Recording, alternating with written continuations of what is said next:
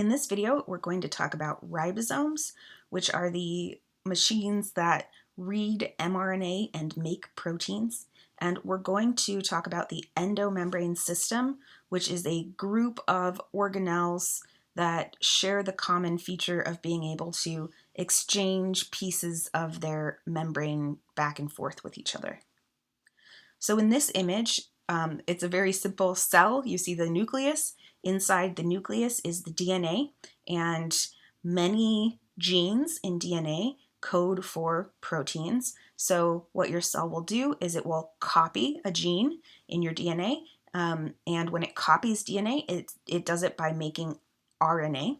And so that RNA copy of the gene is going to leave the nucleus through one of those nuclear pores, and a ribosome, which is a complex of proteins and another kind of RNA called rRNA, the ribosome is going to read the instructions in that mRNA, and it's going to make a protein based on those instructions. So the yellow-orange structure that's attached to the red mRNA is the ribosome, and those small orange circles that are coming out of it in a string, those are the amino acids that it's putting together to make a new protein based on the instructions that it's reading. So again, ribosomes build proteins based on instructions in mRNA. So they kind of travel along that piece of RNA and they build a protein as they go. We're going to talk a lot about how proteins are synthesized later on in the course. So right now I just want you to have a general concept of what a ribosome is. So when I tell you there are ribosomes on the endoplasmic reticulum, that means something to you. And ribosomes are found in kind of two general places. They're either found attached to a membrane or not attached to a membrane. So some ribosomes are attached to an organelle that we're going to talk about in a second called the endoplasmic reticulum, or they can be attached to the membrane on the outside of the nucleus, the nuclear envelope. And then other ribosomes are freely floating around in the cytoplasm. Ribosomes have two subunits, a big subunit and a small subunit. I think they look like a hamburger bun. I didn't make this picture, but I appreciate it.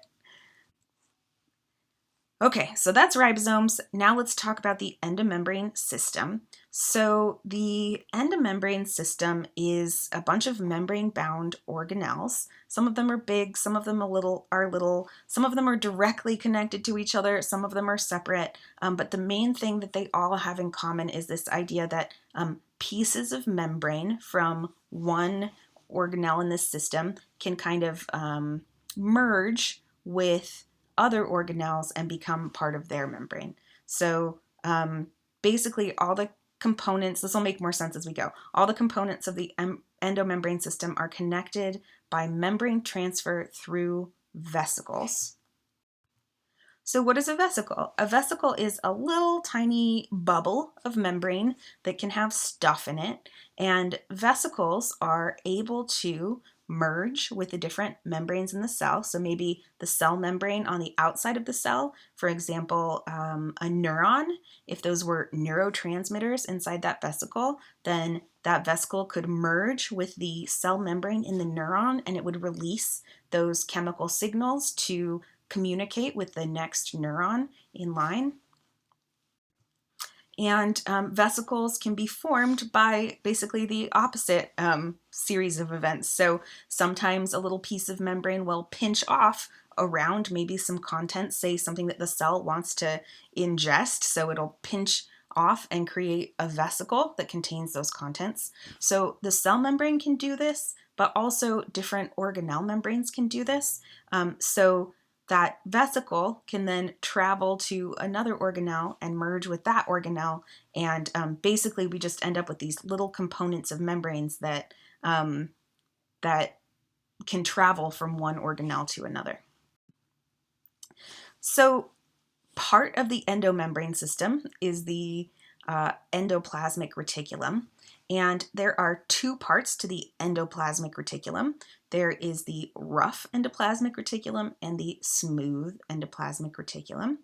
The rough endoplasmic reticulum is called rough because it's covered in ribosomes. So when you look at it under a microscope, there's lots of little dark dots on it that make it look kind of rough. And remember what those ribosomes do?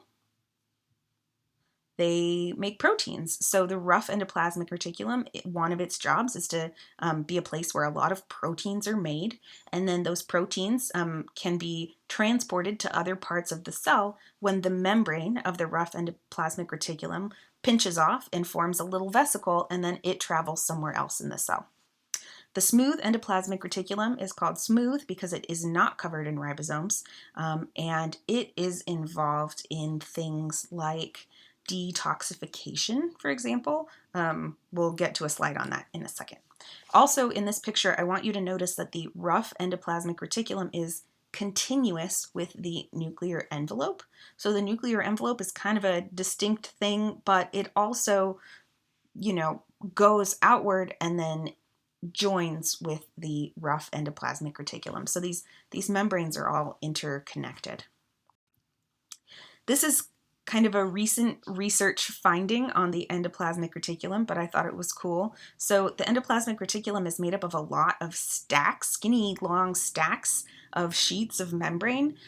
But if you were able to look at it three-dimensionally, you would see that it's got a little bit of a structure of a spiral parking garage. So those membranes are all continuous with each other, but they make these long, flat stacks. And I think this pretty much says what we already said, except that if you were to, measure all of the membrane in the cell, all the organelle membrane and this plasma membrane and everything, the endoplasmic reticulum uses up about half of that membrane. So it's a really major component of most cells. And again, this is a microscope view, so you can see the little dark dots are the ribosomes. So they're on the rough ER. Also notice that the rough ER is a lot of flat stacks, whereas the smooth ER makes more like little skinny tubules. And so the rough ER with the ribosomes makes proteins, and that includes glycoproteins, which just means proteins with like sugar chains attached.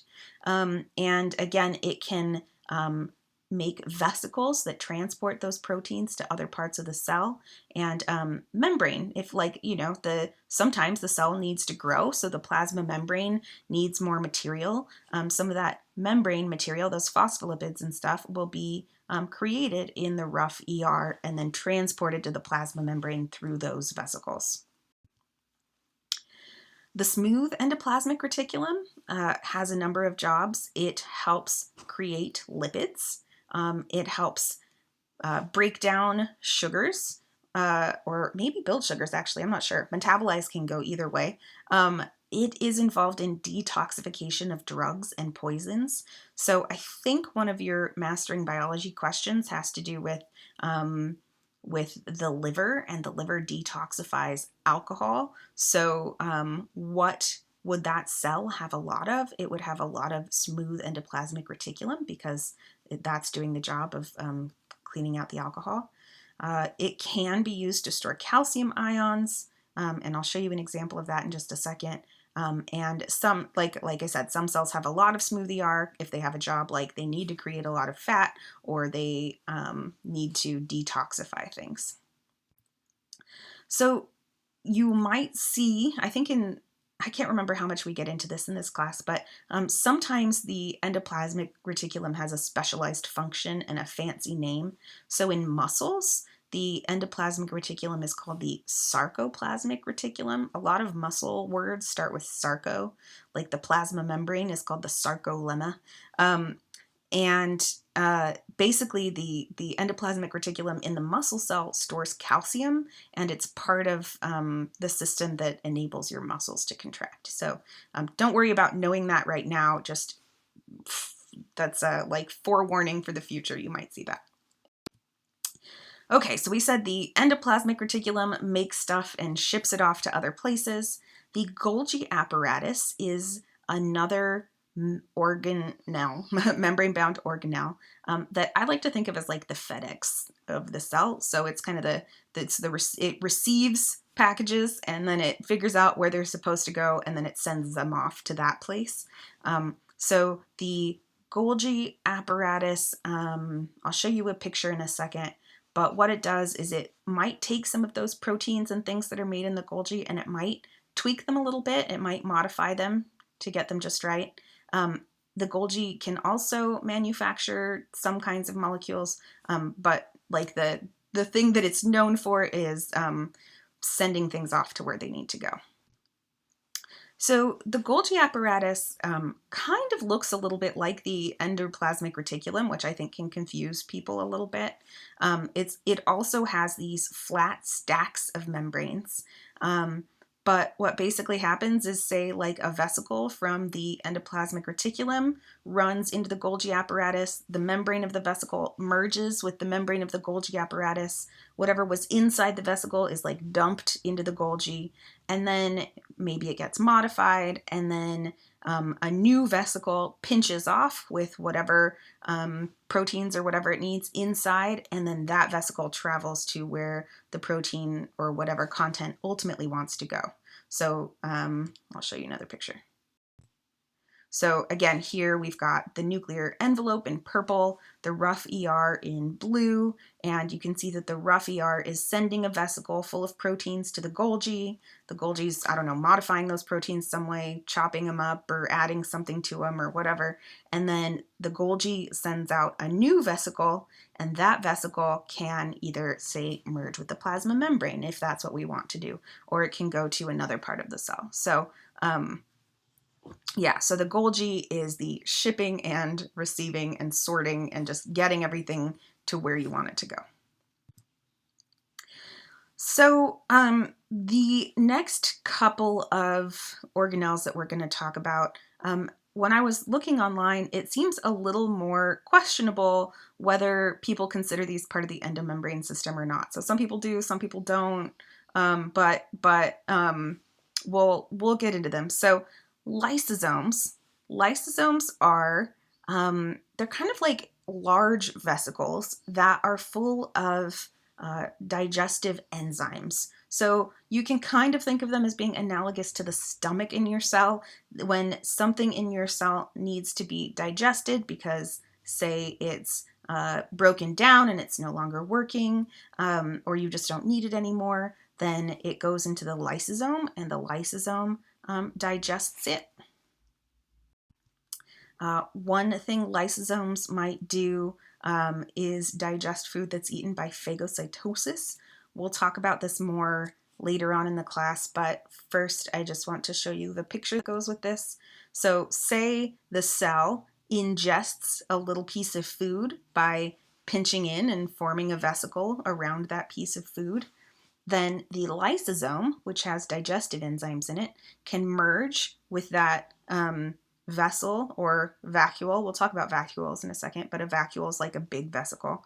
The digestive enzymes can merge and break down the food, and then the cell can use that broken down food for whatever it needs to do with it.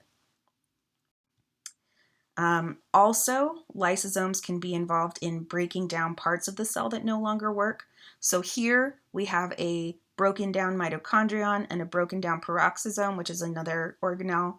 And so the lysosome merges with that vesicle, and it digests the parts of the mitochondria and the parts of the peroxisome, so that the cell can either like get rid of them, like kind of spit them back out, or can use the parts to make new mitochondria or peroxisomes or whatever. So what is a peroxisome? A peroxisome has some similarities to a lysosome. It's a compartment that produces hydrogen peroxide. So that's why it's called a peroxisome. And that hydrogen peroxide can be used to help break things down. It's kind of another digestive compartment in a way, but it has a lot of different functions, and it seems like one of the components that still isn't super well understood. So these are just some of the jobs that a research lab that studies them says they can do. You don't have to know all these, but the main idea is that like peroxisomes have hydrogen peroxide.